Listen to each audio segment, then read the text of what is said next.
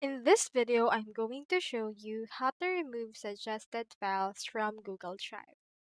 So as you can see right here into my actual Google Drive, you can head over right here to the home page.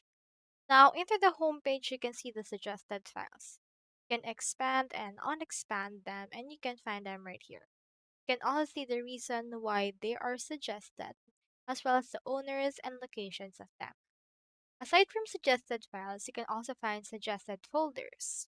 Now, since the topic of this video is to remove suggested files, let's head over and tackle that.